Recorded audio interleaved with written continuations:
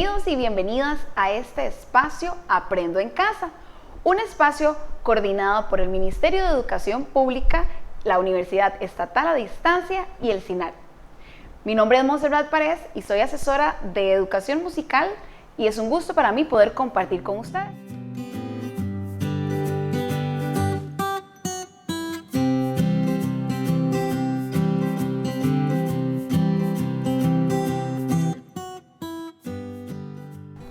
Hoy me acompañan dos invitadas muy especiales, la señora Rocío Torres, jefe del Departamento de Evaluación de los Aprendizajes. Doña Rocío, ¿cómo se encuentra? Muy bien, Monse. Muchas gracias. Gracias y bienvenida. Y también tenemos a la compañera Joclyn Barrantes. Ella es asesora nacional del Departamento de Evaluación de los Aprendizajes. Joclyn, ¿cómo se encuentra?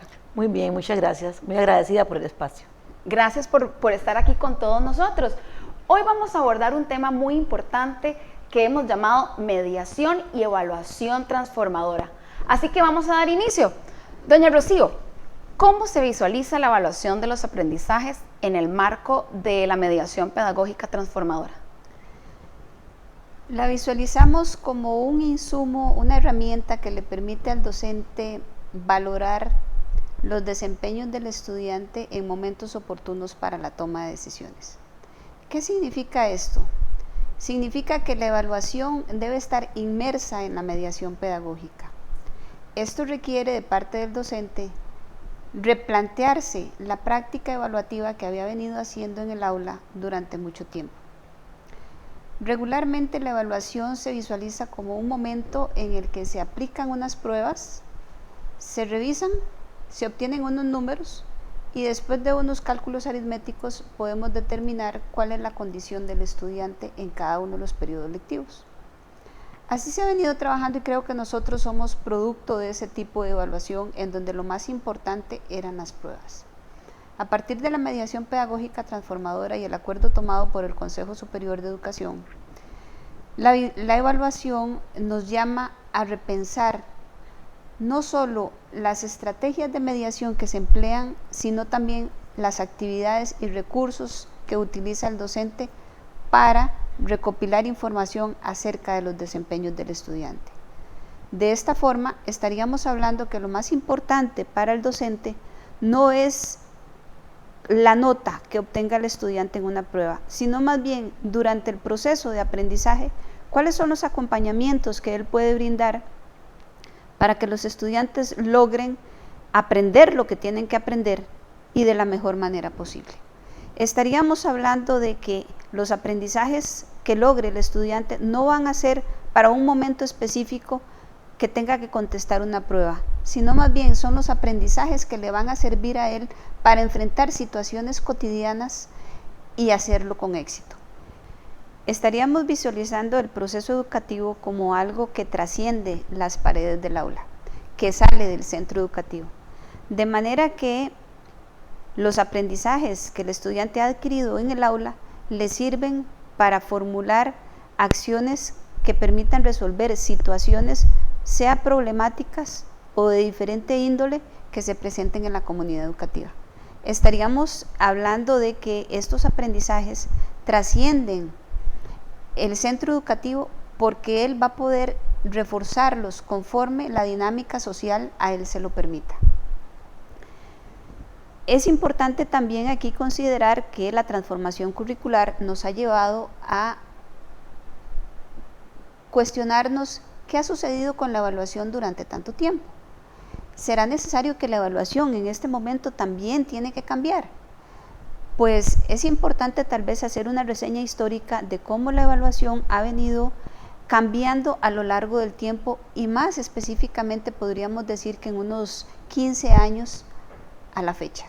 ¿Por qué? Porque anteriormente el Consejo Superior de Educación aprobó la reforma a una serie de programas de estudio como eran los de educación física, educación musical, las artes, y esa reforma nos llevó a hacer un replanteamiento de los componentes de la calificación. Usted que es de educación musical, Monse, recordará que en ese entonces se incluyó el proyecto como parte de ese componente y precisamente el proyecto tenía como propósito que los estudiantes pudieran incidir en los contextos diferentes en los que se desarrolla el estudiante, y esa incidencia tenía que ver básicamente en la aplicación de los aprendizajes que estaban adquiriendo en las aulas. Entonces recordamos que el proyecto era una iniciativa que surgía de los estudiantes, no era una cuestión impuesta por parte del docente. De esta manera, los estudiantes determinaban cuál era el tema en que querían trabajar ese proyecto. Claro, el tema tenía que estar relacionado con lo que el docente estaba desarrollando en ese momento en la clase. Eso hay que tenerlo muy claro porque no eran iniciativas propias sin ninguna orientación del docente, al contrario, ese proyecto iba a tener una serie de etapas que el docente iba a valorar y con base en ellas se determinaban la aplicación de ese aprendizaje por parte del estudiante en la resolución de situaciones problemáticas del contexto. Rosy, además recordemos que con la implementación del proyecto se integran los procesos de autoevaluación y de coevaluación que hicieron la participación del estudiantado mucho más activa y donde él podía realmente interactuar con sus compañeros y poder valorar no solo su propio aprendizaje, sino también el de sus compañeros. Que precisamente estas participaciones de parte del estudiante en la valoración de sus desempeños y los de sus compañeros son en este momento de la transformación curricular un aspecto muy importante que también le brinda insumo al docente para la toma de decisiones. Bueno, volviendo a esta línea histórica de cómo la evaluación ha venido transformándose, también vemos que al introducir el componente proyecto había que hacer una redistribución de los valores porcentuales. De esta forma, las pruebas vinieron a sufrir en alguna medida esa disminución en el valor porcentual. Pensamos de que la prueba ya dejó de ser esta gran meta que era por la que se trabajaba. Los estudiantes y los docentes volvemos la mirada ahora un poquito más hacia lo que es el proyecto. También seguimos con la valoración de los componentes tareas y trabajo cotidiano, que precisamente es el momento en el que el docente tiene la oportunidad de desarrollar y ofrecer a los estudiantes esa serie de temas que les va a permitir a ellos trabajar en lo que se proponga desde el componente proyecto. Viene ahora entonces la aprobación por parte del Consejo Superior de Educación de la política educativa, la persona como centro del proceso educativo, y nos lleva a repensar en la función formativa de la evaluación, que es precisamente en esa práctica cotidiana de la evaluación formativa donde el docente puede determinar cuáles son los desempeños de los estudiantes y brindar acompañamientos en momentos oportunos, que es un poco de lo que vamos a hablar ahora más adelante.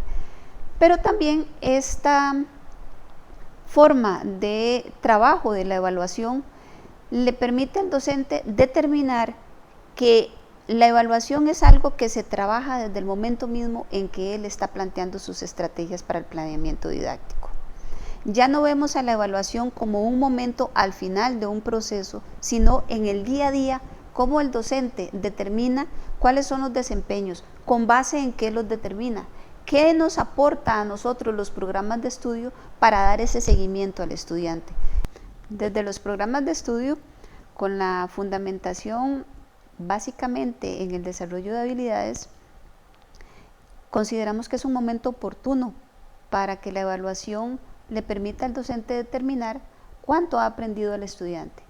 Y en realidad, Montserrat, creo que aunque los programas pioneros en este tema, que fueron los de educación musical, los que dije hace un rato, no se podrían visualizar tal vez en este momento como parte de esta transformación tan inmediata, pero sí se visualizaron desde hace unos 15, 10 años atrás, cuando se hablaba de los proyectos. Me imagino que las experiencias que ha habido en educación musical, vos has tenido oportunidad de valorarlas. Por supuesto, esa parte del proceso que vamos viendo nosotros y construyendo el proceso más con nuestros proyectos, ¿verdad? Claro. Entonces nos permite y nos da esa herramienta y esa es la riqueza que tiene para nosotros realmente poder ir construyendo en el proceso y no visualizar únicamente un producto final. Claro, es precisamente lo que pretendemos ahora con estos nuevos programas y el desarrollo de habilidades. Entonces vemos como verdaderamente el currículum costarricense está preocupado porque el estudiante trascienda la memorización de contenidos. Y un poco la evaluación viene a responder a esto. ¿Por qué? Porque estamos dando un énfasis importante a la evaluación formativa, a lo que sucede en el día a día, al acompañamiento que pueda brindar el docente en el momento oportuno. Y esto nos lleva entonces a pensar cuál es la realidad en este momento de la evaluación de los aprendizajes. Un poco esta presentación que tenemos y nos dice, bueno, si la persona estudiante es el centro del proceso educativo, ¿qué va a pasar con la mediación pedagógica para que verdaderamente sea la persona la que oriente todo este quehacer educativo en el aula?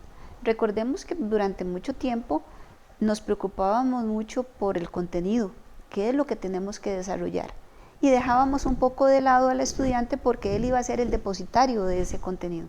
Ahora no, ahora estamos preocupados. A partir de esta mediación pedagógica, el docente debe repensar cuáles serán las estrategias metodológicas, las pedagógicas que le permitan verdaderamente al estudiante adquirir esos aprendizajes. Y más que un aprendizaje es qué utilidad le va a encontrar él a ese aprendizaje que está adquiriendo. Esto lleva al docente, por supuesto, a repensar su tarea diaria. ¿Qué vamos a proponer a los estudiantes en el día a día para que logre no solo aprender contenidos, sino también desarrollar habilidades? Esto le lleva, por eso hablábamos hace un rato, la evaluación está inmersa dentro de la mediación pedagógica. ¿Por qué? Porque yo docente, desde el momento que estoy planeando, estoy pensando no solo en las actividades, sino también cuáles van a ser los acompañamientos que desde la evaluación de los aprendizajes yo puedo brindar a los estudiantes. ¿Cuáles serán los instrumentos que yo utilice?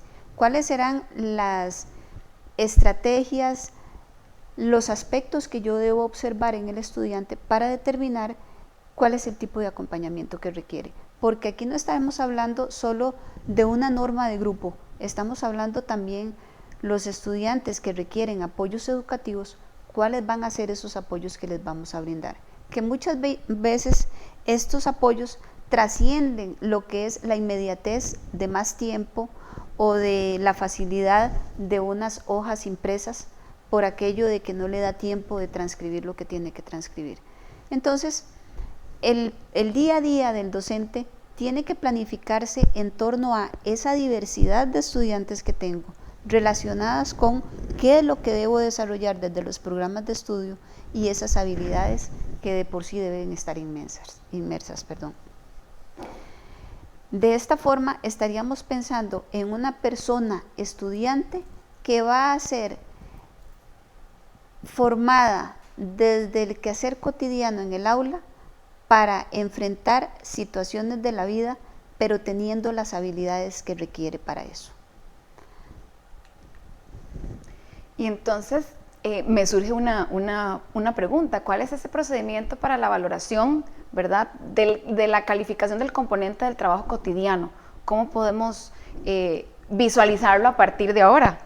Vamos a ver, Monse, tal vez sería importante retomar aquí un poco en esa línea histórica que hicimos hace un rato. ¿Por qué el trabajo cotidiano?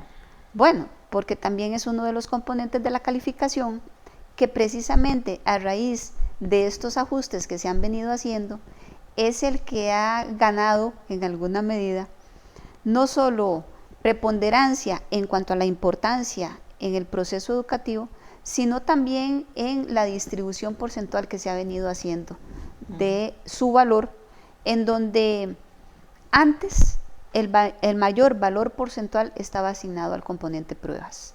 Ahora el componente trabajo cotidiano, por su propósito mismo, desde lo que el Reglamento de Evaluación de los Aprendizajes plantea, es un componente que podríamos decir que es el que mayor valor porcentual tiene. No significa esto que es mayor valor porcentual, pero que no vamos a tener gran control sobre él. Al contrario, se han establecido una serie de pautas para orientar al docente con respecto a cómo debe ser la valoración de ese trabajo cotidiano, de manera que garanticemos al estudiante, al padre de familia, que lo que se reporta en ese componente verdaderamente responde a los aprendizajes que él ha adquirido.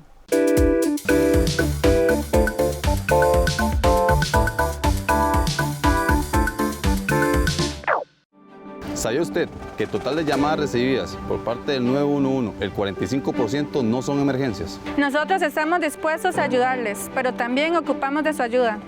Antes de solicitar los servicios de una institución de primera respuesta, analice si la vida, la propiedad o el medio ambiente están en verdadero peligro. Utilice responsablemente nuestros servicios. Llámenos en caso de una verdadera emergencia.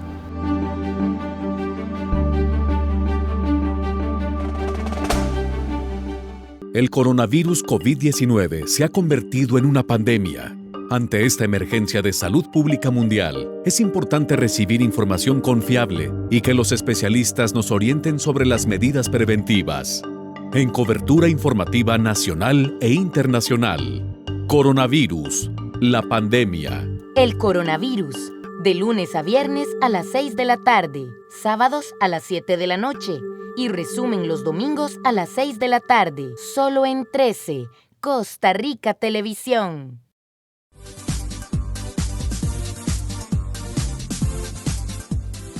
La Junta de Protección Social informa que en atención a la directriz girada por el Ministerio de Salud en torno a la situación generada por el COVID-19, se suspenden los sorteos de Lotería Nacional y Lotería Popular Chances desde el martes 24 de marzo y hasta nuevo aviso. La Junta de Protección Social insta al pueblo de Costa Rica a quedarse en casa. Ante la emergencia por COVID-19, la Dirección de Tecnología de la Información del Poder Judicial habilita las herramientas necesarias para las personas teletrabajadoras. Esto gracias a la robusta plataforma tecnológica de la institución, al incremento en la capacidad de los enlaces y al reforzamiento en la seguridad institucional, utilizando redes de extensión seguras de la red del área local sobre una red pública. Actualmente dispone de 3.000 licencias para personas con equipo portátil institucional y 650 para personas que tienen equipo propio. El personal judicial dispone de correo en la nube, herramientas de videoconferencia y ofimática para aquellos que cuenten o no con equipo portátil institucional. Para más información, comuníquese al 800-800-3000. Democracia y derechos fundamentales. Esencia del Poder Judicial.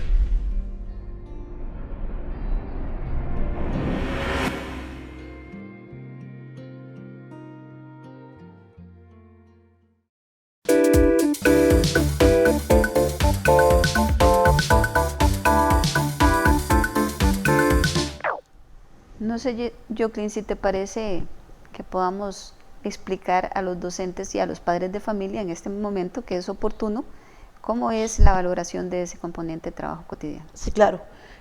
Monse, para poder hablar de la valoración del componente de trabajo cotidiano y su proceso, me hace pensar ahorita en dos preguntas evaluativas. ¿Qué evaluamos y cómo vamos a evaluar? Pero antes de responder eso, creo que hay pertinencia en responder a dos que le anteceden. ¿Qué enseñamos y cómo enseñamos?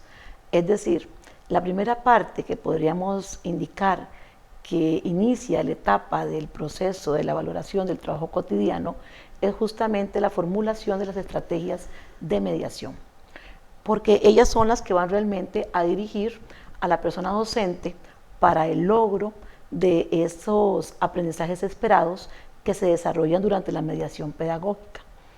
Aquí la persona docente piensa de alguna manera, bueno, ¿cómo puedo llevar toda la intencionalidad que hay en un programa de estudios a la práctica en el aula y al desarrollo en el trabajo que se desarrolla con el día a día?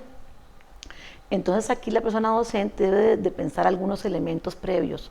Por ejemplo, ¿con qué recursos cuento? ¿Cuáles son los aprendizajes previos que tiene la persona estudiante? ¿Cuáles son aquellos apoyos educativos que requieren? Además, propiamente en el elemento curricular podríamos pensar en cuál es el enfoque de la asignatura fundamental para poder iniciar este proceso también y, por supuesto, cuál es la metodología que propone o se propone en el programa de estudios.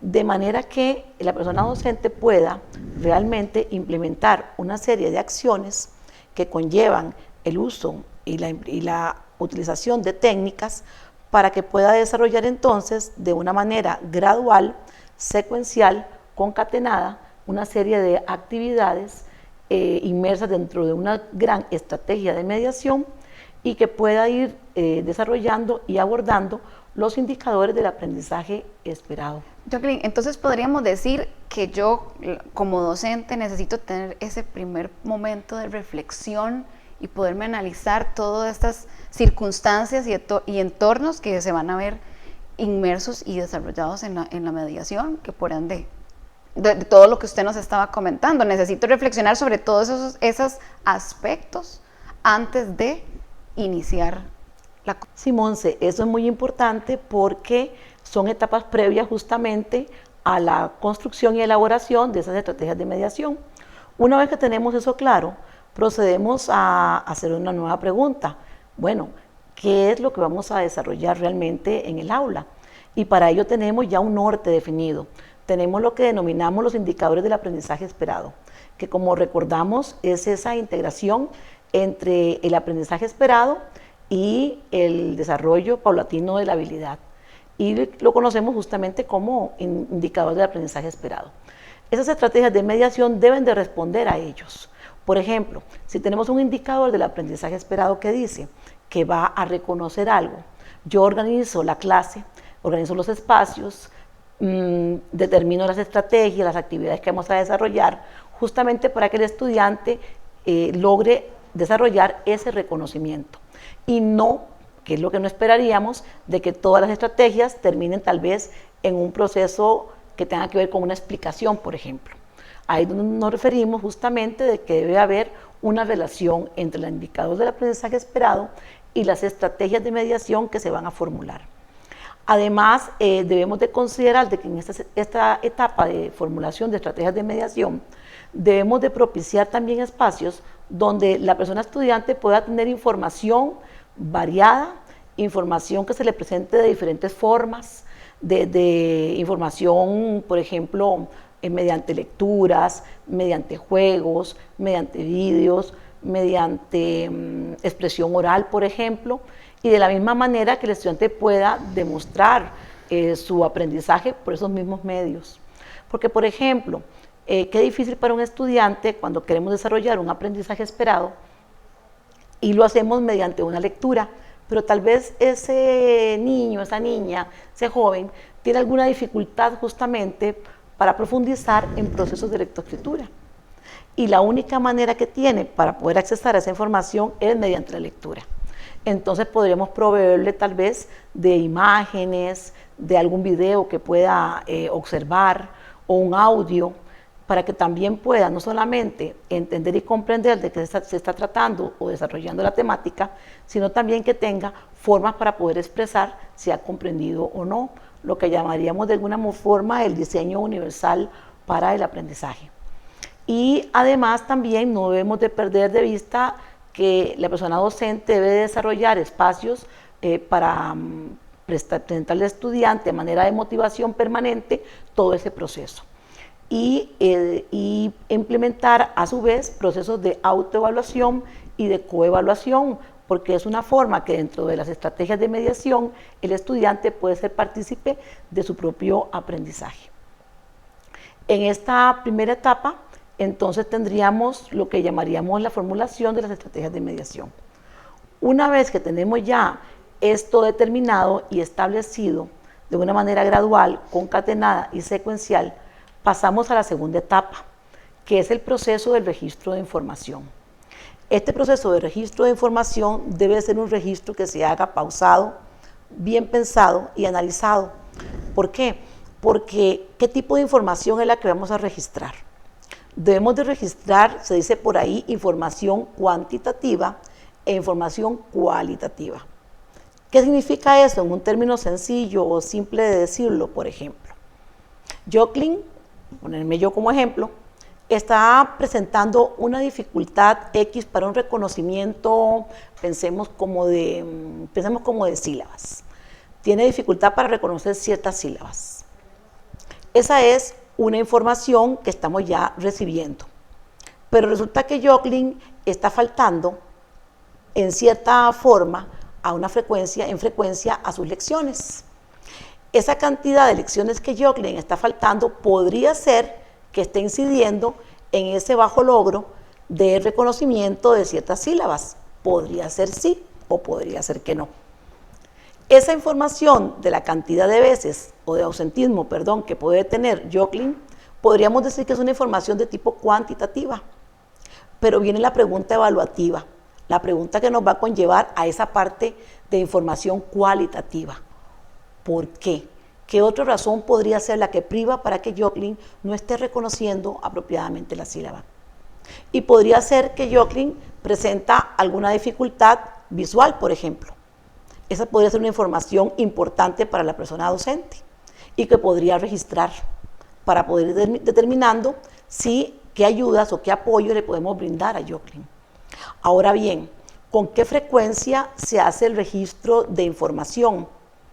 Puede ser de que en un primer momento, una vez que determinemos cuáles son las razones por las que Joclyn podría no estar reconociendo, en ese caso, para ese ejemplo, unas sílabas, podría ser que determinemos que el registro de información debe ser de una manera inmediata, ya.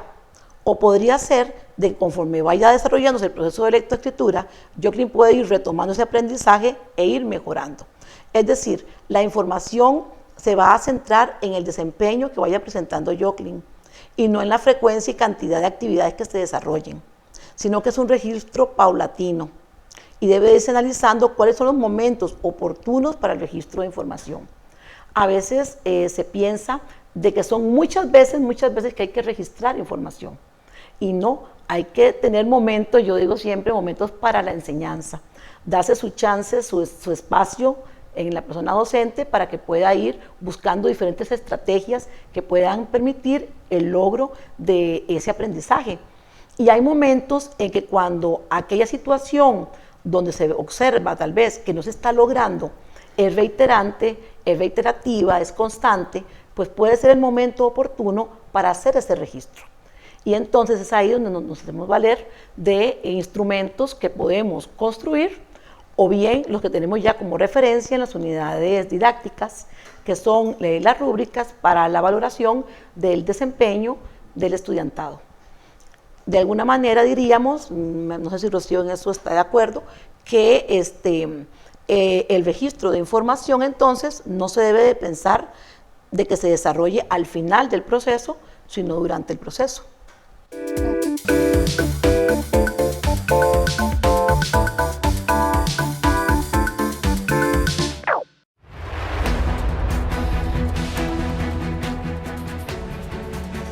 La Santa Misa, oficiado por su santidad el Papa Francisco, desde la capilla de la Casa Santa Marta en el Vaticano.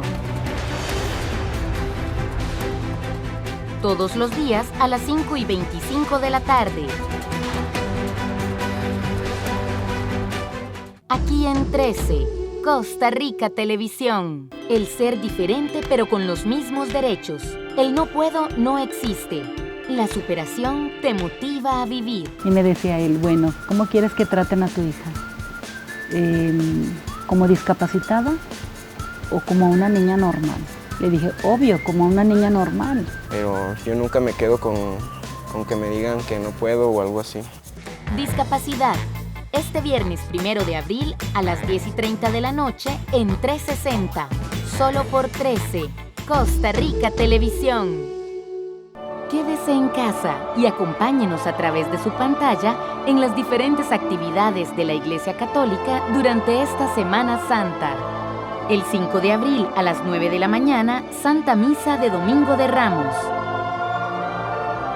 El jueves 9 de abril a las 6 de la tarde, la Misa de la Última Cena. El viernes 10 a las 9 de la mañana, la conmovedora procesión del encuentro. Y a las 3 de la tarde, la liturgia de la Pasión del Señor.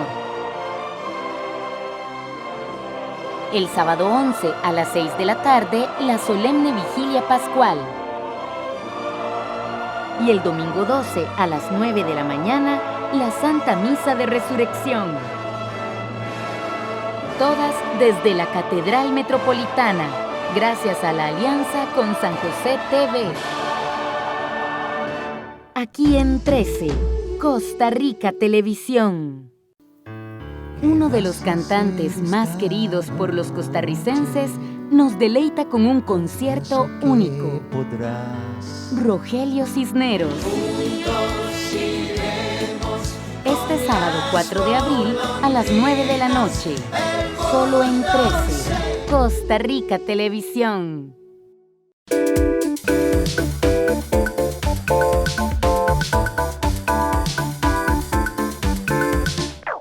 Claro, es precisamente el aporte formativo de la evaluación en toda esta dinámica de clase, el desarrollo de habilidades y el logro de los aprendizajes esperados por parte del estudiante. Me imagino que es un poco, Montserrat, lo que ustedes desde la labor que desarrollan en las clases realizan. Esto que Joclyn nos está explicando es básicamente el día a día de un docente. Valorar cuáles son los desempeños del estudiante, determinar cuáles son las dificultades que tiene, brindar los apoyos que requiere para que este aprendizaje o este transitar hacia ese aprendizaje sea más dinámico y más fluido.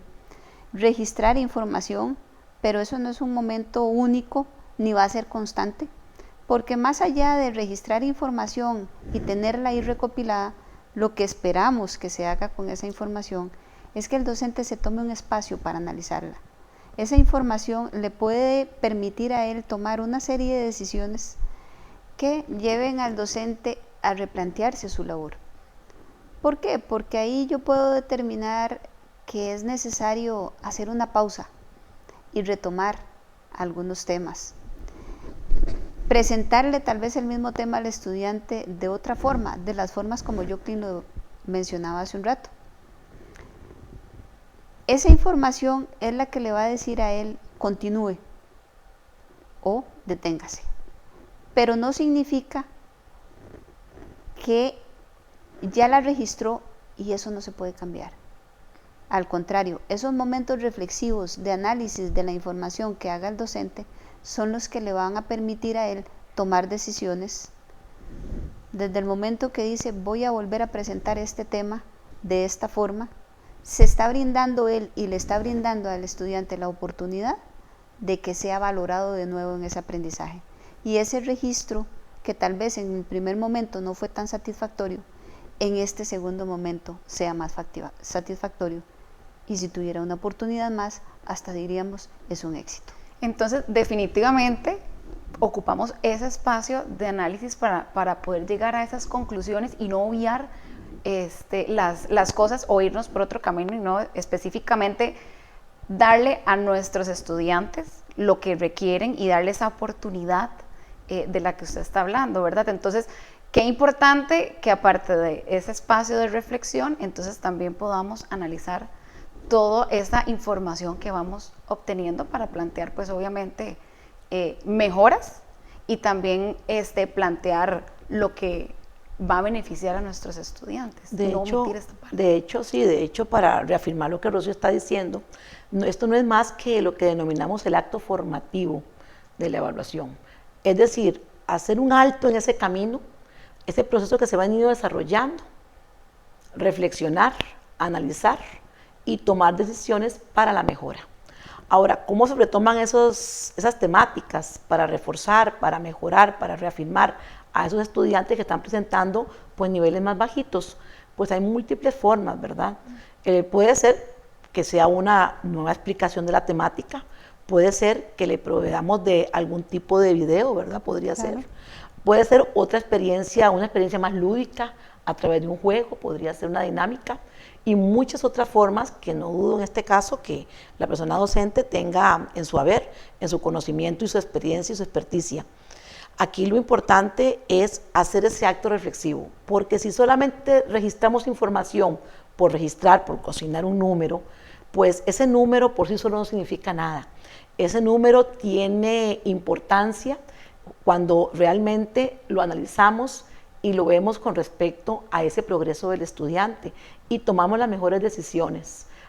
Una de ellas puede ser incluso acercarnos al padre de familia, a la persona encargada, para poder comentar y compartir y, por qué no, coordinar incluso acciones desde el hogar que podrían brindarse también como una forma también de apoyar, sin que esto recaiga, por supuesto, en su totalidad o en la persona que está ya en casa, pero sí acciones orientadas y coordinadas por la persona estudiante para que también puedan brindarse apoyos desde el hogar.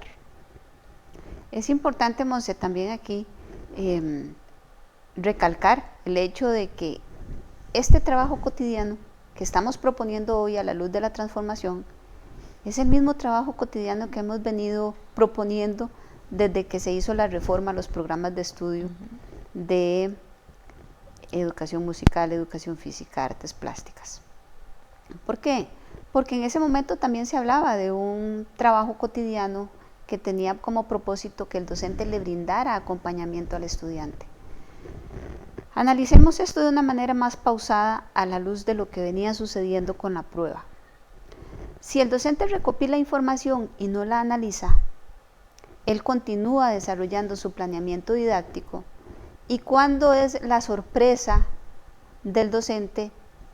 Cuando el docente se da cuenta que tal vez lo que él pensó que los estudiantes habían aprendido no se había aprendido como él lo esperaba. Regularmente en el momento que se hace la prueba. El trabajo cotidiano trabajado de esta forma le permite al docente determinar con mucha anterioridad a la aplicación de la prueba cuáles son las fallas que tiene el estudiante o las dificultades de aprendizaje y que requiere que el docente le acompañe en ese momento. Aquí también cobra importancia otro componente, que es la tarea. La tarea pensada en función del estudiante, no aquellas tareas que se asignan para que sea toda la familia la que colabore en su resolución. Al contrario, estamos apostando en este momento a tareas que sean trabajos realizables por parte del estudiante.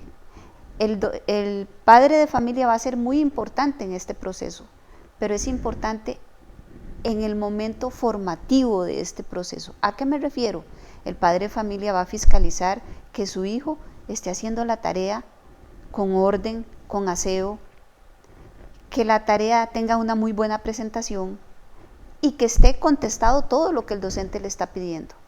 Pero que la idea aquí es que el padre de familia no sienta que es él el que tiene que estar sentado haciendo esa tarea, porque ese no es el propósito.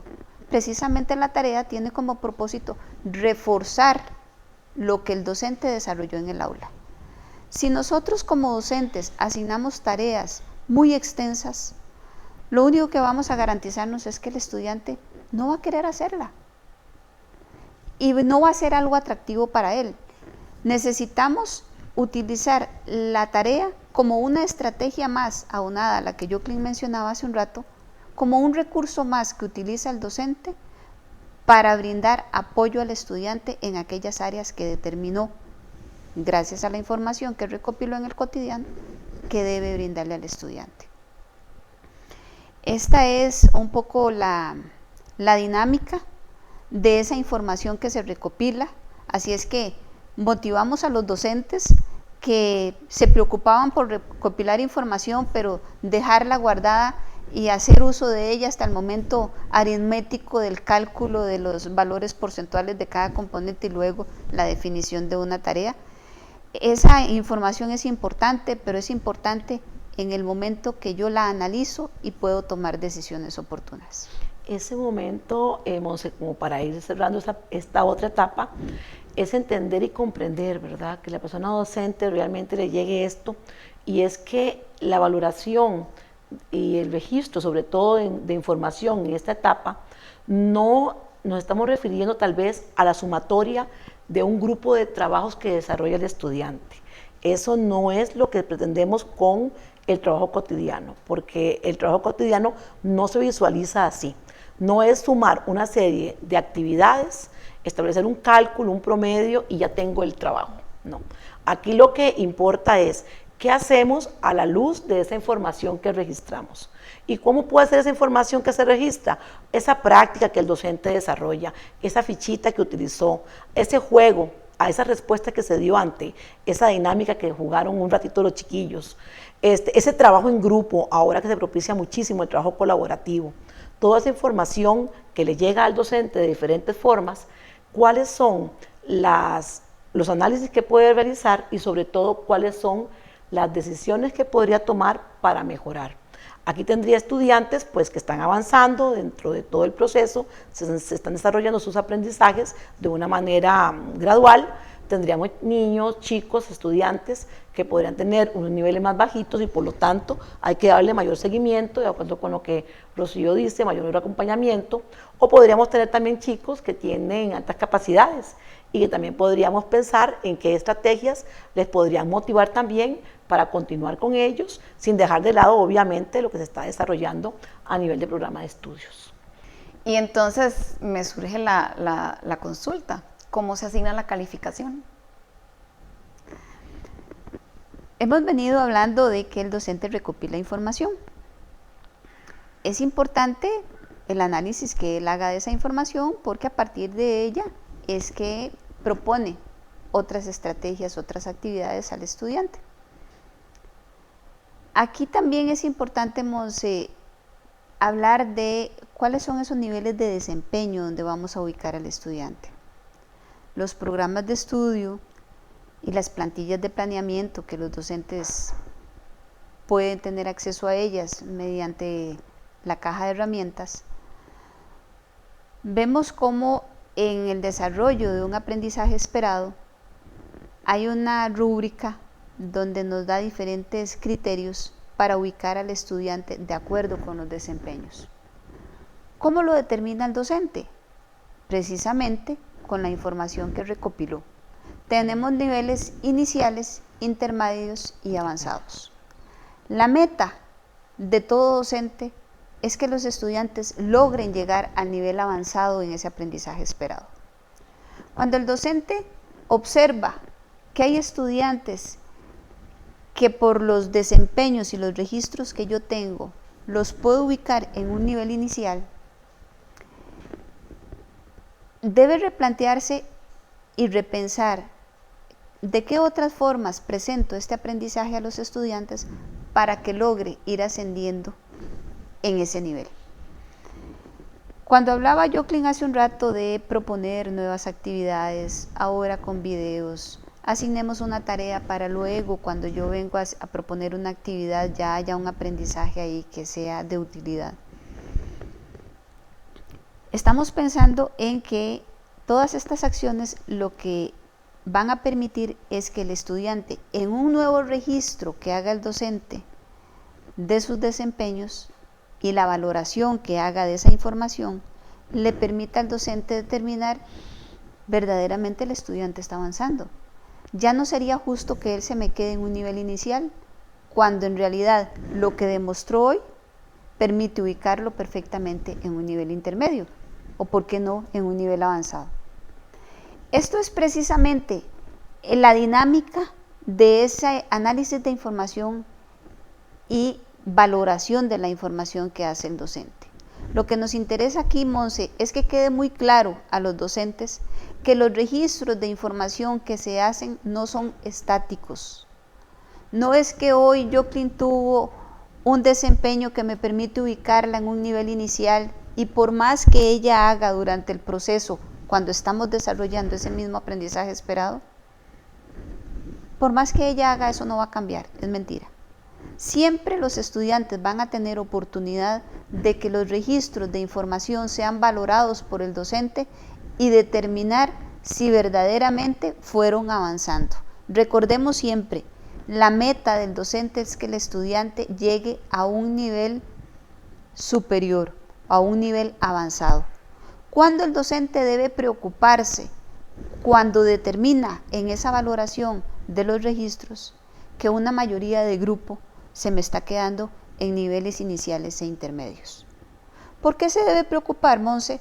Porque si lo llevamos a futuro, nos vamos a dar cuenta que esos son los estudiantes que en una prueba me van a terminar de reflejar a mí que necesitaban acompañamiento.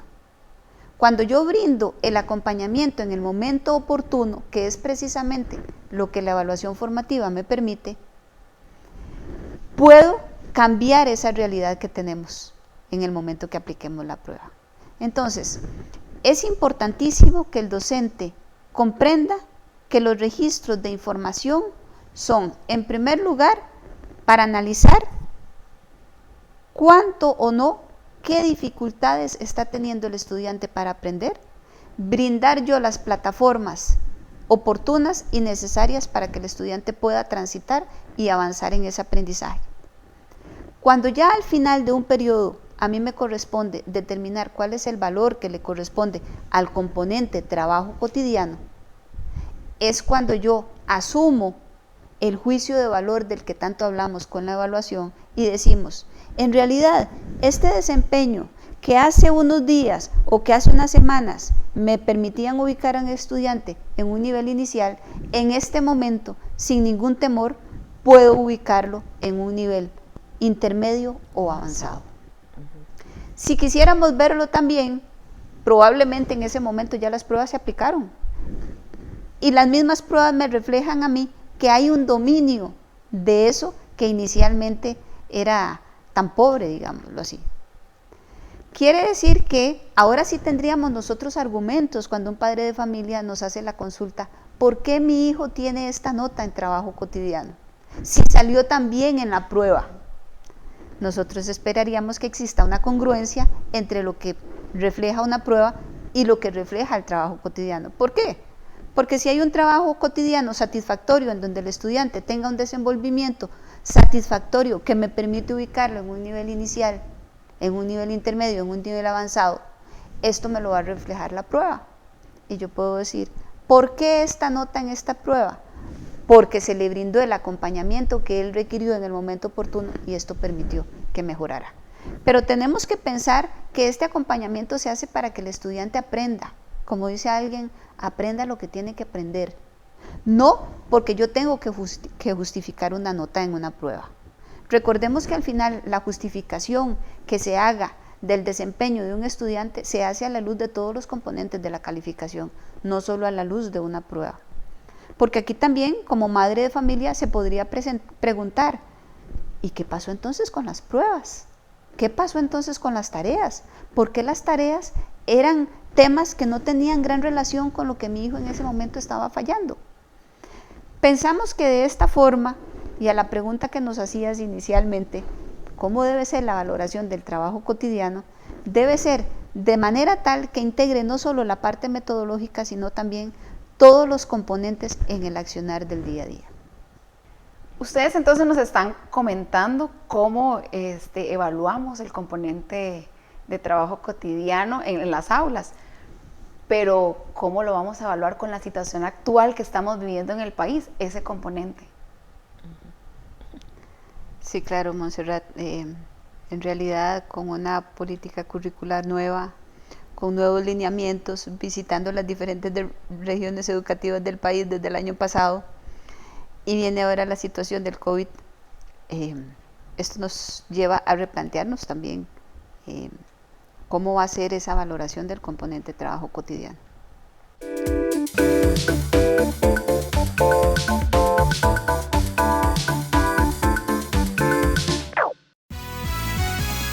La Junta de Protección Social informa que en atención a la directriz girada por el Ministerio de Salud en torno a la situación generada por el COVID-19, suspende la realización del programa Rueda de la Fortuna desde el sábado 21 de marzo y hasta nuevo aviso. Estaremos informando por este medio la fecha de reanudación del programa. Gracias por la comprensión y les invitamos a seguir las recomendaciones del Ministerio de Salud. Hola, les quiero invitar a compartir con nosotros un espacio abierto para toda la familia, Sinart en Casa. Aquí vamos a conversar de manera positiva sobre quedarse en su hogar alegremente. Sí, músicos, actores, bailarines, humoristas, cuentacuentos, gente que desea brindar su talento y apoyo en esta coyuntura mundial. Además, queremos ofrecer consejos útiles para sobrellevar el estrés, con ideas que nos podrían incluso enseñar a disfrutar más de la vida. CINAR en Casa, todos los viernes a partir de las 8 de la noche en todas nuestras plataformas. 13 Costa Rica Televisión, 101.5 Costa Rica Radio y CINAR Digital. No se lo pierda. Un maestro del óleo.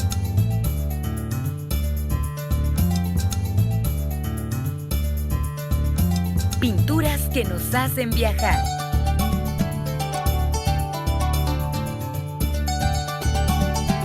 Y un carisma que nos invita a disfrutar.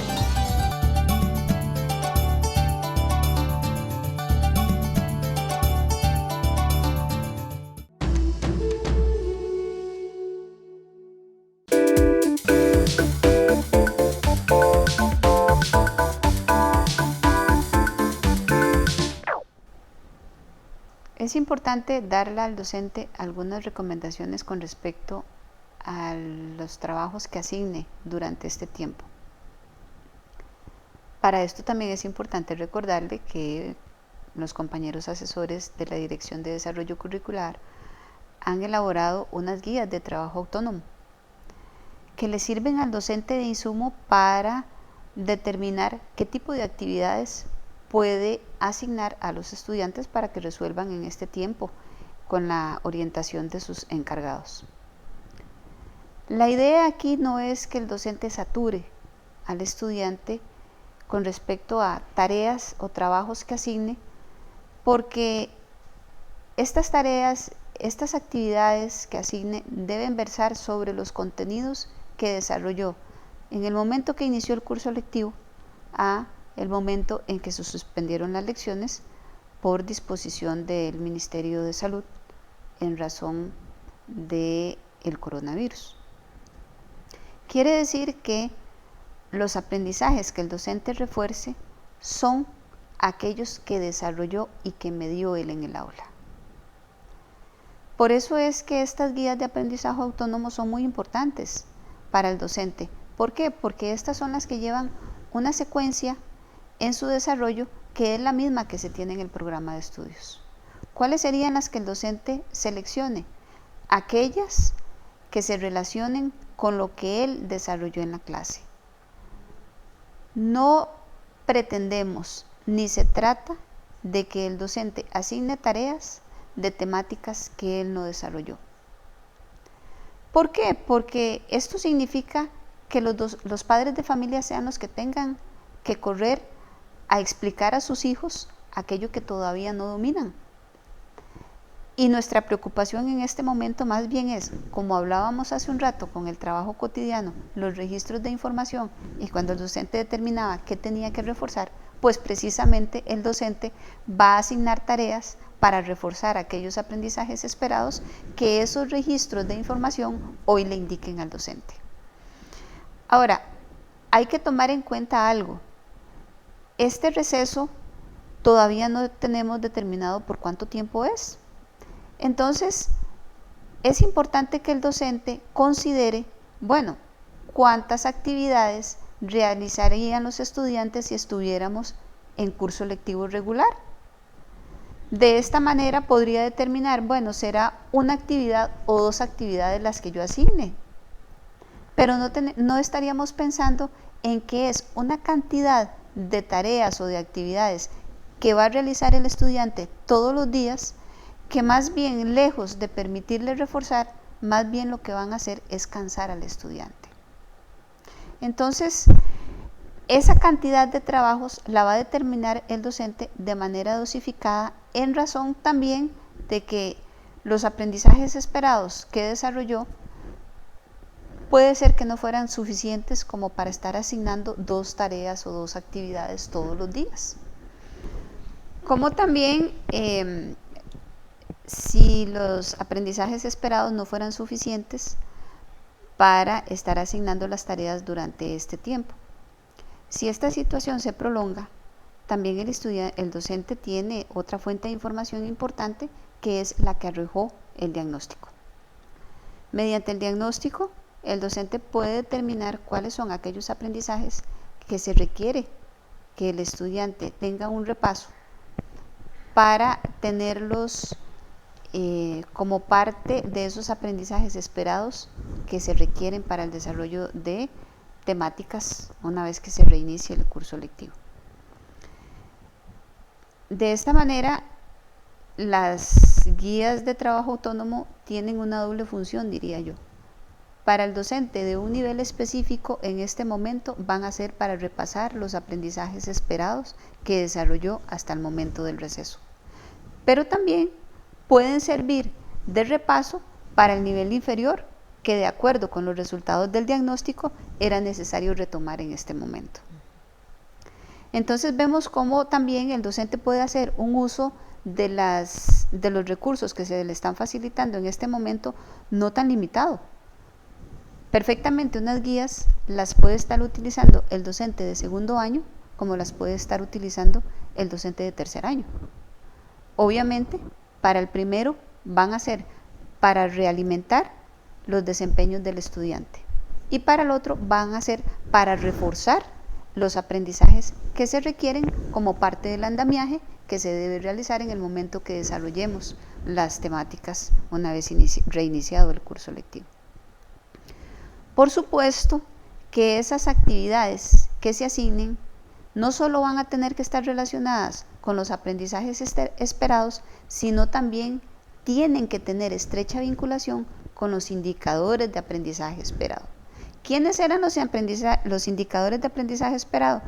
Aquellos que me permiten ubicar al estudiante por sus desempeños en niveles iniciales, intermedios o avanzados. Aquí entonces de esta forma le estamos dando secuencia y continuidad a todo lo que estaría sucediendo en el aula. Además, es importante que estas actividades consideren también los apoyos educativos que se le estaban brindando al estudiante en la mediación pedagógica, digamos, en las clases presenciales que tuvo. No coincidimos nosotros una actividad en la que el estudiante tenía los apoyos que requería durante la mediación pedagógica, pero que ahora que él está en la clase, estos apoyos no se consideren. El docente comprende perfectamente que el padre de familia es un apoyo para que el estudiante continúe su proceso de aprendizaje, pero nunca el padre de familia va a sustituir la labor tan importante del docente. Entonces, en la medida que las indicaciones se den de manera clara y comprensible para el estudiante en primer lugar, porque ¿para quién es ese trabajo? Es para el estudiante. Si él comprende las indicaciones y revisa un poquito los apuntes de los cuadernos, puede sentarse a desarrollar esas actividades de manera independiente, y ahí es donde el padre de familia estaría brindándonos a nosotros un apoyo de supervisor, de determinar que verdaderamente el estudiante está en lo que tiene que estar. Por otra parte, para el docente, la realización de estos trabajos y la revisión de ellos va a ser un insumo más para la toma de decisiones, en la determinación de la ubicación del estudiante en el nivel de desempeño. Y tendríamos entonces los casos de los estudiantes que por diversas razones no tuvieron acceso a esa información o por situaciones de salud. En estos casos, los docentes tendrían que realizar otros procedimientos que ya desde la Asesoría Nacional de Evaluación les haremos llegar en el momento oportuno. Tendríamos ahora las recomendaciones para los padres de familia y en eso la compañera Joclyn nos va a aportar. Bueno, de alguna manera retomando lo que Rocío de alguna manera ya lo indicó también, aquí el padre de familia o la persona encargada lo que debe es de garantizar de que los estudiantes desarrollen esas actividades conforme el docente las fue asignando, porque justamente fue ese orden, o se supondría que fue ese orden en el que se fueron desarrollando en el proceso de mediación pedagógica, y le va a permitir al padre de familia poder recurrir y orientar a sus hijos para que recurran a los apuntes que ya habían desarrollado en clase y que puedan desarrollar esos trabajos, y por supuesto brindar el acompañamiento para que estos se realicen y no ser obviamente los padres de familia quienes los hagan. Ellos no son los que deben de elaborar esos trabajos. Esos trabajos están diseñados para que sus hijos refuercen y reafirmen los aprendizajes que ya habían desarrollado en clase. Por lo tanto, deben de ser estos estudiantes los que deben de desarrollarlos. Agradecerles a doña Rocío y a Joclyn por habernos acompañado el día de hoy y compartir con nosotros una información tan importante, pero sobre todo agradecerle a cada uno y a cada uno de ustedes por acompañarnos en este su espacio Aprendo en Casa, en este año de la transformación curricular, una apuesta por la calidad educativa.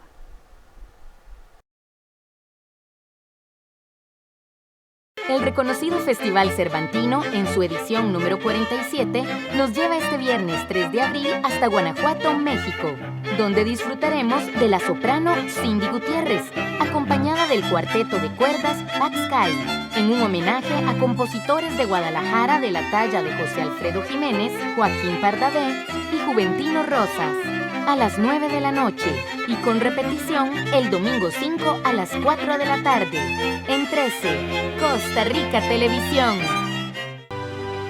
Huir de la guerra, cambiar las costumbres, una nueva vida.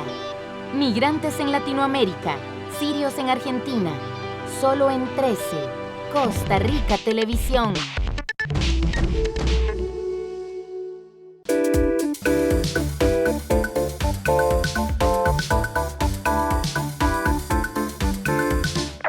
Bien, continuamos, son las 8:31 de la mañana para recibir a nuestra invitada. Ella es Gabriela Castro, directora de gestión de recursos tecnológicos en educación. O sea que a ella le podemos decir que si tenemos falla con el internet, que nos ayude. Que nos ayude. Gabriela, muchas gracias de verdad por estar nuevamente aquí en el programa. Encantada. Y hoy vamos a estar conversando sobre aula virtual. A propósito, obviamente, de que mucha gente está en la casa y entonces estos recursos tecnológicos se vuelven indispensables. Así es. ¿Qué es un aula virtual? Bueno, un aula virtual es un entorno digital en donde los educadores pueden disponer recursos, pueden compartir videos, pueden calificar a los estudiantes y evidentemente pueden compartir con los estudiantes, donde también los estudiantes pueden ingresar, donde pueden interactuar, donde pueden disponer también sus propios recursos y donde la comunicación es constante. Es un entorno digital que se dispone para la comunicación y para el trabajo. Y que obviamente tiene condiciones para lograr, vamos a ver cómo le digo, primero una correcta difusión de un mensaje, pero también para que la gente, chicos y chicas, no se sientan tan distantes ni tan ajenos a un proceso como el de un aula normal. Exactamente. El aula virtual lo que permite es que la comunicación sea constante. Y precisamente eso hace que no perdamos, ¿verdad?, el hilo conductor que tenemos regularmente en una clase, digamos, presencial. Pero una cosa muy interesante de las aulas virtuales es que yo puedo estar en el aula en cualquier momento y en cualquier lugar.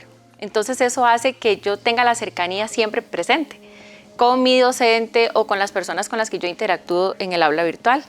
Exacto, en estos momentos, por ejemplo, en el que tenemos que tener esta separación, ¿verdad?, y este resguardo en la casa para cuidar nuestra salud y demás, las aulas virtuales definitivamente son una herramienta espectacular, porque nos puede permitir que el ciclo educativo, el proceso educativo y que exista siempre conexión con lo que sucedía o sucede en el entorno del centro educativo. Ahora, las aulas virtuales como tal se pueden lograr o materializar a través de diferentes herramientas. Sí, efectivamente. ¿Herramientas como cuáles? Existen muchas herramientas en el mercado, unas son pagas, pero hay unas que tienen un costo, pero hay muchísimas también que son gratuitas. Una de ellas es, por ejemplo, Moodle. Moodle es un entorno que permite diseñar los cursos, agregar a los estudiantes, a los docentes, hacer calificaciones, agregar los contenidos y bueno, una serie, es casi como un campus virtual. Eso permite Moodle y es gratuito. Yo he hecho cursos en Moodle y ¿sí? Incluso uno tiene, y también lo digo para sentirse como en el aula. Exacto, sí.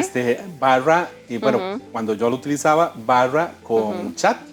Y entonces uno ve toda la gente que está, no solo está conectada, sino que está conectada en mi misma aula. Exacto. Está en lo mismo que yo, esa gente aquí no sé si es a la derecha o a la izquierda, creo que es a la derecha, que está la barra con las personas conectadas. Sí, yo puedo tener chat, puedo tener videoconferencias, puedo tener un foro, puedo tener un espacio donde dejo mensajes privados hacia el docente.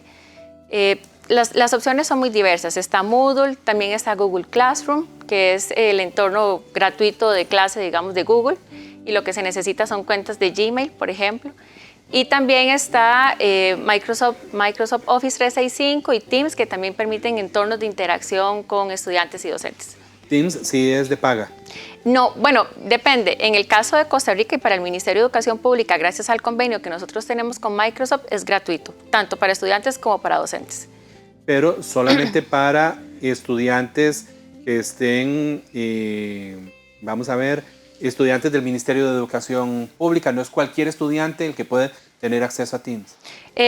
Cualquier persona puede tener una cuenta Microsoft, ¿verdad? Y los detalles y lo puede hacer gratuitamente. No, algunas opciones son las que se pagan extra. Ajá, no como, tiene una base. Exacto. Una base gratuita, pero en el caso de Costa Rica y en el Ministerio de Educación Pública, como tenemos este convenio, es gratuito. Muchas de las opciones son gratuitas, que en otros escenarios serían pagos, son gratuitos para estudiantes y para docentes. Ok, creo que tenemos un video, que este video es de Zoom. No, es de Microsoft Teams. Ok, vamos a verlo porque yo también tengo curiosidad, no sé cómo es ese. Cuénteme cómo es este de... Ese video lo que presenta son las características de trabajo que uno obtiene en una cuenta de Microsoft con Office 365 y Teams. Entonces, es un repaso rápido por todas las opciones que tiene Teams en cuanto a realizar llamadas de voz, agregar archivos, se pueden hacer. Esa parte que tiene de los equipos, ahí lo que permite es que yo puedo hacer las clases. Digamos, yo puedo tener ahí secciones, por ejemplo, el 7.1, el 7.2, que en el caso de un colegio, y ahí yo puedo agregar en los equipos, por ejemplo, en la sección 7.1 de un colegio, yo puedo agregar los temas, eso se llaman los canales. Entonces, cada uno de esos canales puede ser un tema. Si yo soy profesor de matemáticas, puedo tener geometría, un tema que puede ser geometría, otro tema puede ser álgebra, otro tema, y así yo voy organizando todo el espacio de clase, los estudiantes saben qué tienen que hacer, yo puedo cronometrar, o programar reuniones, puedo hacer videollamadas con toda la sección, puedo dejar tareas, puedo evaluarlas, los estudiantes pueden interactuar entre ellos, pueden trabajar, compartir archivos, puedo agregar otras aplicaciones también, puedo agregar formularios, puedo pedir que trabaje en un PowerPoint, que trabaje en un Excel, porque todo eso está en el entorno gratuito y todo eso está disponible a través del trabajo en línea. Entonces no necesito tenerlo descargado de mi computadora, por ejemplo, sino que siempre está en la nube. Entonces yo con solo ingresar a mi cuenta, yo puedo desde cualquier dispositivo acceder y trabajar. ¿Incluso desde el teléfono? Sí, desde el teléfono. Y desde el teléfono funciona muy bien porque yo puedo llamar. Por ejemplo, si un estudiante lo que tiene en la casa hoy por hoy es un celular, puede instalar la aplicación y el educador le puede disponer ahí recursos, le puede hacer videollamadas, puede chatear, pueden compartir archivos y todas las opciones que permiten las interacciones digitales y virtuales. Gabriela, usted lo explica de manera muy sencilla, se oye muy sencillo. ¿Qué tan complicado resulta para, por ejemplo, los y las estudiantes adaptarse a este tipo de tecnología, o ya quienes navegamos por default, estamos acostumbrados y el ambiente es lo suficientemente amigable y lo conduce a uno como para no tener que haber hecho un curso de cómo manejar Teams? Sí, efectivamente el ambiente y los colores y la disposición de los iconos y demás es bastante amigable. De hecho, no se necesita tener demasiado conocimiento tecnológico para trabajarlo. Las indicaciones están bien claras. Cualquier estudiante y cualquier educador lo puede trabajar en este momento. Es bastante sencillo. Lo que sí se requiere es práctica. Tiempo para explorar, para disponer, para probar como educador, probar que sí me sirve, que no me sirve. De pronto hay una actividad que les resultó a los estudiantes aburrida, entonces la puedo cambiar, le puedo ingresar un video, o mejor los puedo enviar también a otro lugar para una práctica distinta, y luego podemos hacer un debate, o luego podemos hacer que ellos se graben y también compartan información, pero en realidad es bastante sencillo, cualquier persona puede usarlo. Y esto, por ejemplo, digamos que poniéndome en los zapatos del educador o de la educadora, me facilita el tener el aula virtual, vamos a ver cómo le digo, con todos mis estudiantes en tiempo real, o que alguno se me escape porque anda en el baño y regresa dentro de un rato y continúa a su propio ritmo. ¿Cómo se maneja o qué es lo ideal? Bueno, una de las características bonitas y atractivas que tienen las aulas virtuales es que precisamente si yo soy estudiante y el profesor tiene dispuestos todos los recursos en el aula, yo puedo volver ahí cuantas veces yo quiera. Entonces puedo repasar cada vez que yo lo necesite la información que está ahí, volver a ver el video que el profesor me grabó. Y eso es muy importante porque entonces yo también avanzo a mi ritmo. Como estudiante yo puedo avanzar a mi ritmo y las posibilidades virtuales y digitales, que además permite disponer recursos multimediales, también atiende diferentes estilos de aprendizaje. Entonces, si a mí lo que me gusta más es ver imágenes y yo aprendo viendo, ¿verdad? Soy más visual. Entonces, bueno, el profesor o la profesora puede disponer imágenes, videos, gráficos, infográficos, ¿verdad? Hay una serie de recursos que ayudan a ese estilo de aprendizaje. Si mi estilo de aprendizaje es para leer, entonces yo puedo también aprovechar todas las lecturas o los recursos que existen. Pero la pregunta específica, Sergio, sí, efectivamente, en una videoconferencia, por ejemplo, que en tiempo real, sincrónica, sí puede ser que el estudiante vaya y regrese. Y puede ser que yo lo pierda de vista un momento, pero bueno, eso depende mucho de la dinámica de clase, pero no pasa nada. Yo puedo volver y decir, ¿dónde está Pablo? ¿Qué pasó? Vamos a hablar, mandarle un mensaje privado, por ejemplo. Eso se puede hacer. Ok, eso me parece genial, de verdad, por lograr o mantener esa integración, sobre todo en estas circunstancias, por supuesto, ¿verdad? En la que estamos tratando de mantenernos en la casa. Hoy yo le decía a Carolina, ¿cuánto tiempo fueron los chicos y las chicas a clases este año? Como un mes. Y luego ya se fueron otra vez para la casa. Entonces esto viene a contribuir en ese sentido. En el caso de Teams, por ejemplo, sin entrar en tecnicismos, porque yo igual no quiero entender qué tan pesado es o qué tan potente tiene que ser el software que yo tengo o mi máquina para que lo pueda manejar. Bueno, en realidad Teams es una aplicación bastante sencilla, es bastante liviana, ¿verdad? No consume mucho recurso de memoria, por ejemplo, del computador, ¿verdad? No necesito gran espacio tampoco en disco duro para instalarla, es una aplicación bastante sencilla y eso es lo que permite que sea disponible desde los celulares o desde las tabletas, como una aplicación como cualquier otra. Es bastante liviana, no requiere mucho recurso de máquina, quizás es un poco técnico, pero para funcionar, no. ¿Y conectividad? Conectividad, sí es importante que exista una conexión a internet quizás de 1 mega o un poquito menos, pero sí funciona bien. En realidad no necesito tener 10 megas de conexión para que me funcione fluidamente. Quizás en donde a veces hay un poquito más de recurso es en las videoconferencias, pero para la interacción de chat, por ejemplo, o para subir y bajar recursos, no tiene que ser muy amplio. Perfecto.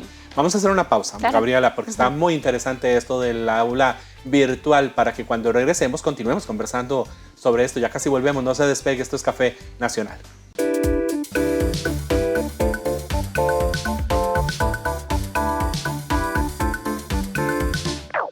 Hola, soy la pájara pinta. Es tarea de grandes y chicos poner en raya al coronavirus. Solo lo podremos lograr si nos unimos y con responsabilidad acatamos las directrices de los entes encargados de guiarnos en estos momentos. Repasemos estos lineamientos que todos y todas, sin excepción, debemos seguir. Permanecer en casa. Evitemos las aglomeraciones y salgamos solamente si es estrictamente necesario. Solo por un tiempo, evitemos el contacto físico con las personas que están a nuestro alrededor.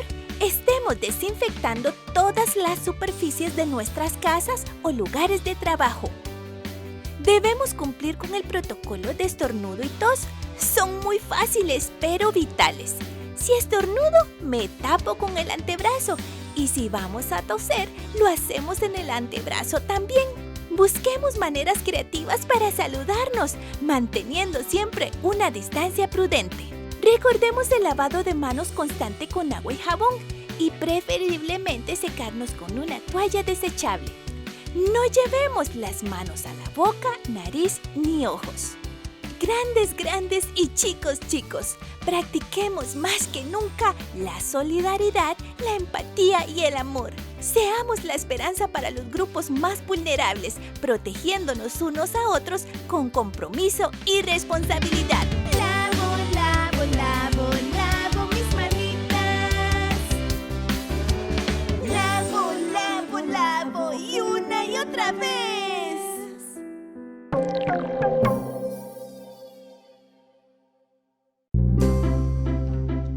Sigo las indicaciones que me dieron en la escuela. Aprovecho este tiempo para estudiar y cumplo los consejos para cuidar mi salud. ¡Protejámonos en familia! PANI, Ministerio de Salud y Gobierno de la República.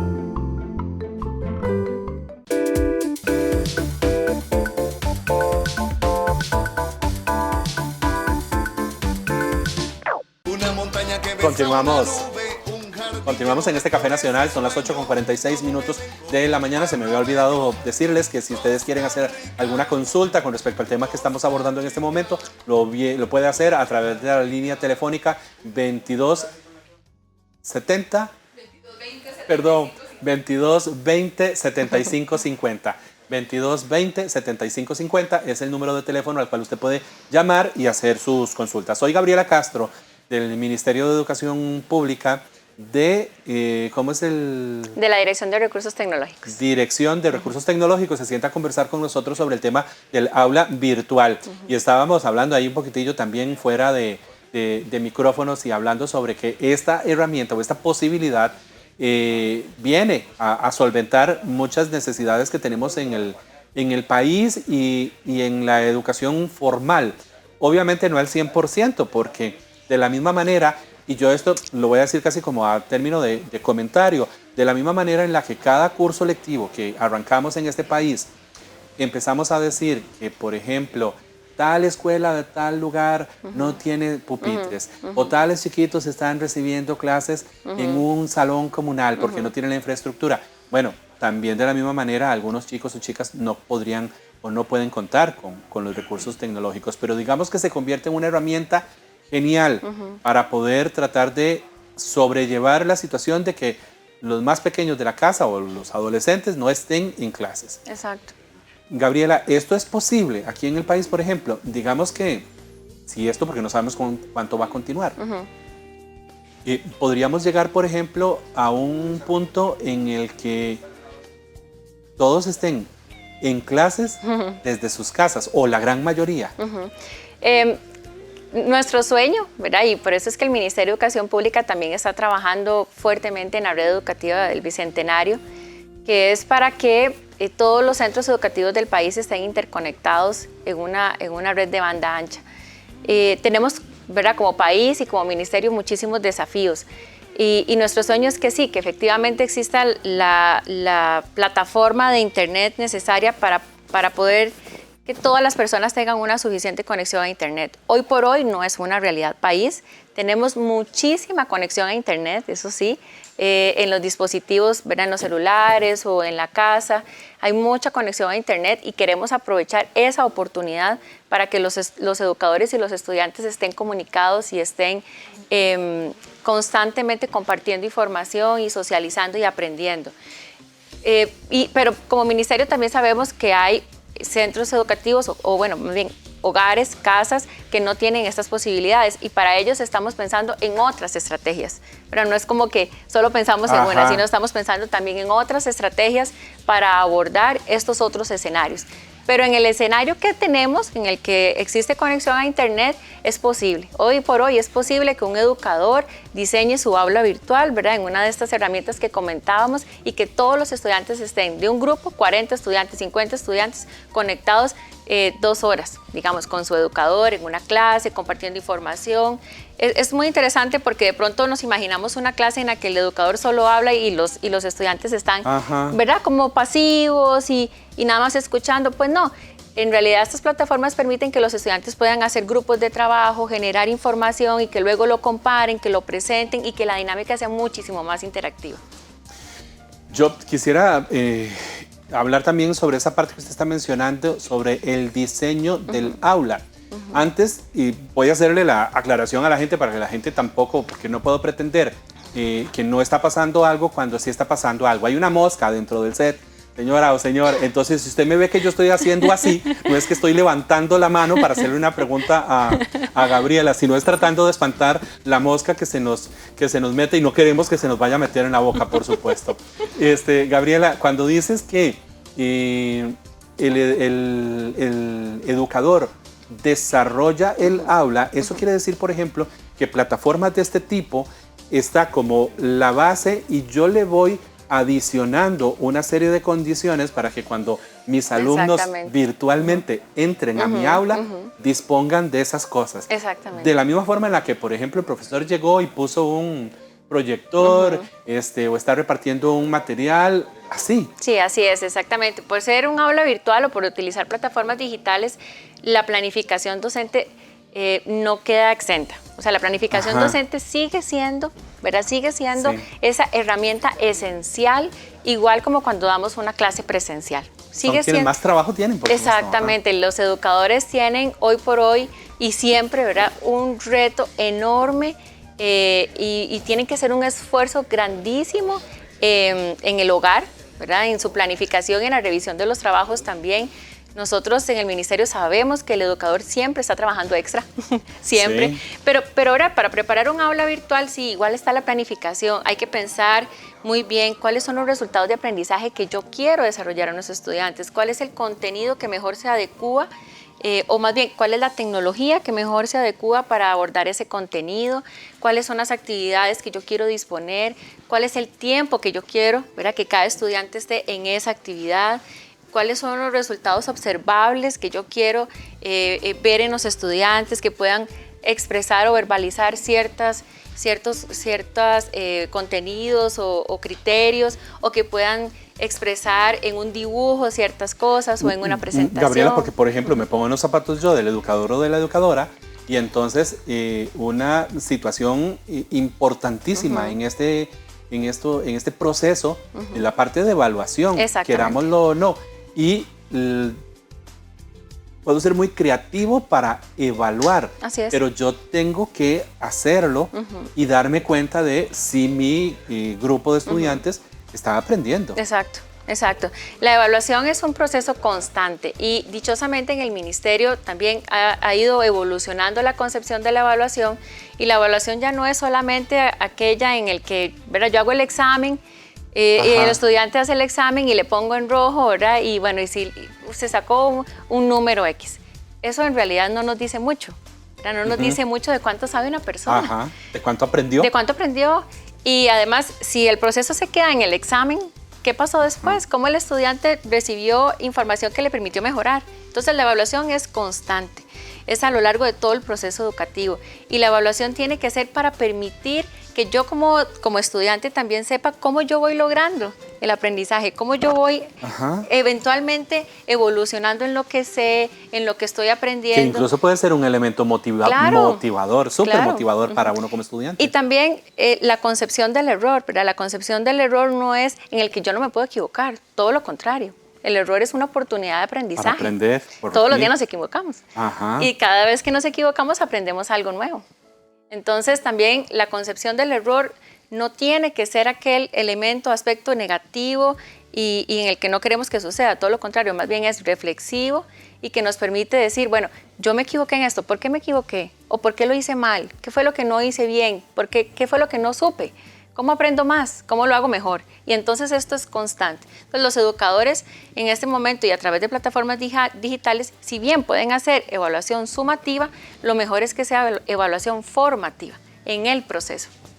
Ok, aparte de Teams, bueno, más bien, porque antes también fuera de micrófono, Gabriela nos estaba contando que el Ministerio de Educación Pública pretende que qué cantidad de gente pueda tener cuentas de Microsoft para poder tener obviamente acceso a esta tecnología. Sí, bueno, hoy por hoy, como le comentaba Sergio, todos los educadores del país tienen ya una cuenta Microsoft gratuita que les permite acceder a todo el paquete de Office 365 y también a Teams. Y eso les permitiría hoy por hoy, y bueno, lo han tenido desde hace bastante tiempo, hacer videoconferencias, hacer videollamadas y comenzar a disponer estos espacios para organizar sus recursos, sus archivos y compartirlos con los estudiantes. El Ministerio de Educación Pública está en un proceso de evaluación para identificar si podemos crear todas las cuentas de los estudiantes. Es un elemento que hemos estado estudiando y analizando. Es todo un reto, es un desafío, más de 1 millón de estudiantes, pero queremos y creemos que es una posibilidad que le brindaría al estudiante además del paquete como tal, la posibilidad de no perder la conexión con el centro educativo y además con el proceso de aprendizaje. Un aula virtual, por ejemplo, ¿cuánto es lo ideal para que un estudiante esté inmerso en ella? Eso depende de la edad, depende de las actividades. Por ejemplo, los más pequeños pierden la atención muy rápido. Claro. Entonces, para ellos no podemos pensar en una clase de 2 horas. son cortitos. Ahora, a través de una videoconferencia, tampoco, ¿verdad? Lo que conversamos, no tiene que estar ahí pasivo, ¿verdad? Y nada más, sino que yo le puedo decir, bueno, vamos a hacer un juego, vayan, traigan un recurso y todos vamos a vernos un momento por la cámara para que veamos cómo estamos haciendo las cosas, ¿verdad? Por ejemplo. Entonces, no tiene que ser una actitud pasiva, ni podríamos pretender que los estudiantes estén pasivos. Pero eso depende mucho de la edad. En los más pequeños no recomendamos tener demasiadas horas de exposición en la tecnología. En los más grandes sí ya podemos tener horas más sostenidas o tiempos más sostenidos o más amplios. Sin embargo, todo depende de la actividad, ¿verdad? Porque pueden ser 2 horas que yo me la pasé re bien. Claro. Y me la pasé divertido y aprendí un montón. No quiero que termine. Exacto, sí, y así eso nos pasa igual cuando vamos a una clase y el profe es muy caro, es muy bueno, ¿verdad? Es exactamente lo mismo. Entonces, por ser digital y por ser a través de medios digitales no tiene por qué ser aburrido ni tiene por qué ser monótono, todo lo contrario. Ok. Antes mencionaba usted un número que me pareció interesante con esta plataforma de Teams, que se puede mantener en una videoconferencia hasta ¿cuánta gente? De forma gratuita hasta 250 personas.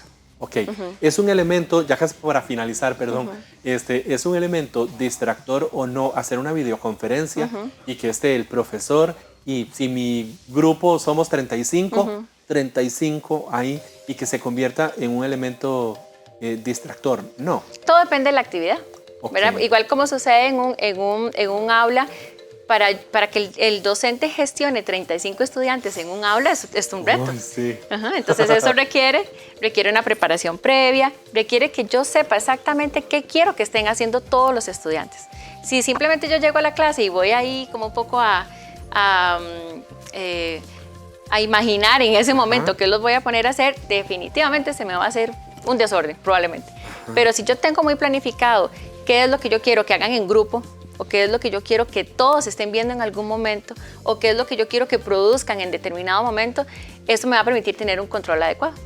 Esta plataforma o esta aula virtual, por ejemplo, me permite la participación o la interactividad no solamente de el estudiante con el profesor y profesor con el estudiante, sino estudiantes con estudiantes. Exactamente. Yo puedo en una clase de 2 horas disponer, bueno, voy a dar las indicaciones generales, vayan ustedes, hagan una sesión de videoconferencia entre ustedes, este grupo, produzcan un objeto, ¿verdad? Un producto comunicativo, no sé, ¿verdad? X como producto. Dicen los chiquillos, X. X, y después presentémoslos todos. Y entonces todos también, en cuenta el profesor, va a estar viendo lo que los otros produjeron. Y la interacción es constante y dinámica. Perfecto. Gabriela, muchísimas gracias por habernos acompañado nuevamente. De verdad, sumamente interesante. Gabriela Castro, de Recursos Tecnológicos del Ministerio de Educación Pública, nos acompañaba esta mañana. Tenemos que hacer una pausa. Son las 8:59. Mentiras. Nada más recuerdo el Instagram de... el correo electrónico de la dirección. Si quieren hacer alguna consulta, estamos disponibles en el correo DRTE. DRTE. Ahí está la mosca. Perdón. DRTE@mep.geo.cr. Perfecto. Muchísimas gracias. Una pausa y ya casi volvemos.